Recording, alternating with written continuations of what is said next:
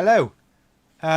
So a few weeks ago, you remember me showing you my drawings, my sketchbook, and I did the nation's 10 favourite birds, which I'd drawn out, ready to turn either into a lino print, a digital illustration, or a collage design using words. Now, since then, I've carried on drawing and I can't seem to stop. I'm really, really enjoying myself. And I've done the nation's 10 favourite animals, although a few birds have crept in there as well. And then I've carried on and done a few more. So I thought today I would show you what I've been up to and ask you if you spot or if you have a favourite from my drawings that you would definitely like to see as an illustration of some sort. Please let me know in the comments.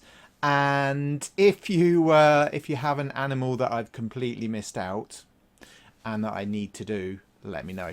All right, so let's go down and have a look down here at my desk.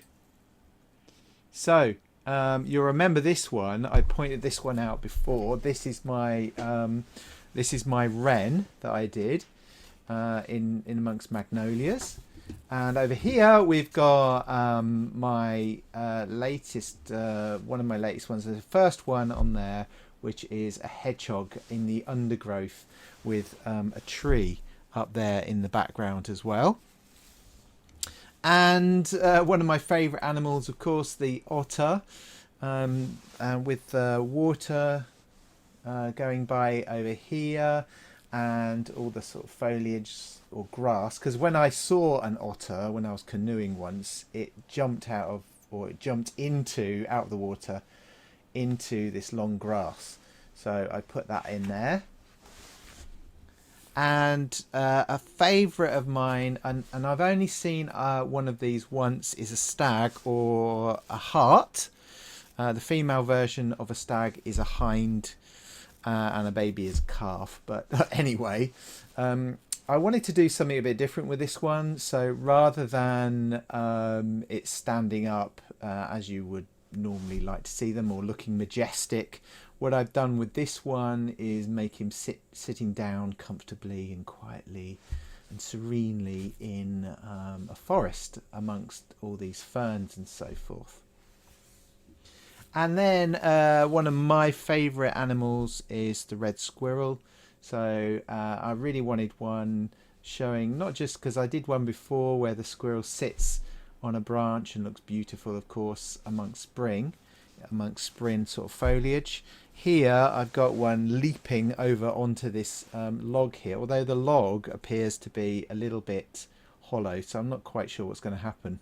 But he's jumping energetically from probably another branch down onto this log. One of the things I really love doing, I love doing branches because you can add all the texture in there and things.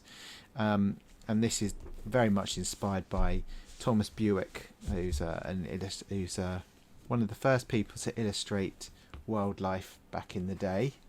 And I went for something a bit different here because I've done a few badgers previously, and I thought I'd have a badger hiding inside of this kind of log here with lots of plants around him. Or maybe he's in his not his burrow, but his set or something, and he's looking out to see if there's anything dangerous or threatening out there, or maybe he's just looking for some food. And then we've got the brown hare. Brown hares live in grasslands and farmlands, and they like resting in shallow depressions called forms instead of digging burrows. So some of you might think that they live in burrows, but they don't. They live in shallow depressions called forms, and their young are called leverets as well. Cool. I love finding out stuff about animals when I'm drawing them. And here again I wanted another action one of a fox, but I went for more of a diagonal composition, and then we've got the other diagonal going the other way, the river going off into the background. And as you can see, I love drawing the old foliage and things here as well. And then we've got a roe deer. It's another popular one in the UK. I actually saw a couple of roe deers in a field out past Daventry this year in the summer. So I thought I really would like to do one of those. And another popular one in the UK is the seal. And this seal is, I've drawn it on Clay Beach near Blakeney Point. And this is the old lifeboat house in the background, and the seal sort of in the shallow waters by the sea. And I really enjoyed doing this flowy sort of sky. I thought I'd do something a bit different. And then we're going on and on here. This is great. So we've got a sparrowhawk as well, and these are amazing creatures. They can get up to their full attack speed, 50 kilometers per hour, in about 2 seconds, which is absolutely fantastic. And they can rotate their head 180 degrees because they've got more neck vertebrae. And then we've got a woodcock as well, and these like damp woodlands. And these, because their eyes are so far up on top of their head, they can see 360 degrees around them. And they're about pigeon sized, these birds. And then this is where I'm sort of extending really on the things that I've done, but I had to do a white stork. So white storks came back to a farm down in Sussex called Knepp Farm, which is a really famous farm because it's all about rewilding down there. These birds were native to the UK but disappeared for 600 years until their recent return. The aim is to get up to 50 pairs of these birds in the UK by 2030. But I did actually, I wondered if they'd been spotted anywhere else in the UK, and they have. Very close to us in Northamptonshire, somebody spotted one on the 13th of April 2025, and there's a photo online of that as well.